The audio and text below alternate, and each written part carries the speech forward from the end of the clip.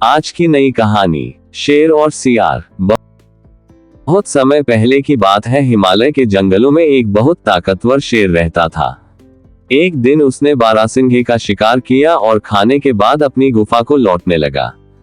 अभी उसने चलना शुरू ही किया था कि एक सियार उसके सामने दंडवत करता हुआ उसके गुणगान करने लगा।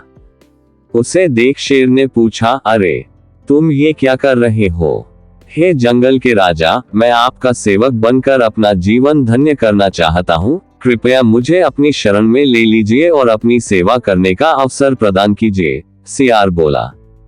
शेर जानता था कि सियार का असल मकसद उसके द्वारा छोड़ा गया शिकार खाना है, पर उसने सोचा कि चलो इसके साथ रहने से मेरे क्या जाता है, नहीं कुछ तो छोटे मोटे काम ही कर दिया करेगा। और उसने सियार को अपने साथ रहने की अनुमति दे दी। उस दिन के बाद से जब भी शेर शिकार करता, सियार भी भरपेट भोजन करता। समय बीतता गया और रोज मांसाहार करने से सियार की ताकत भी बढ़ गई।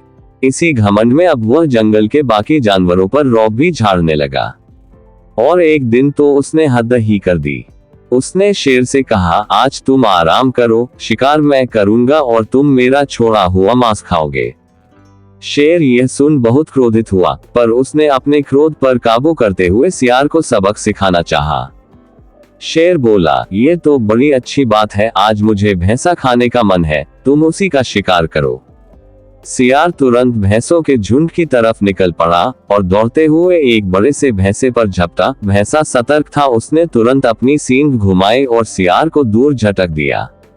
सियार की कमर टूट गई और वह किसी तरह घिसटते हुए शेर के पास वापस पहुंचा। क्या हुआ, भैंसा कहाँ है? शेर बोला, हुजूर मुझे क्षमा कीजिए, मैं बहक गया था और खुद को आपके बराबर समझने लगा था, सियार गिड़गिड़ाते हुए बोला। धूर्त, तेरे जैसे एहसान फरामोश का यही हश्र होता है। मैंने तेरे ऊपर दया करके तुझे अपने साथ रखा और तू मेरे ऊपर ही ध्वंस जमाने लगा। और ऐसा कहते हुए शेर ने अपने एक ही प्रहार से सियार को ढेर कर दिया। राधे राधे।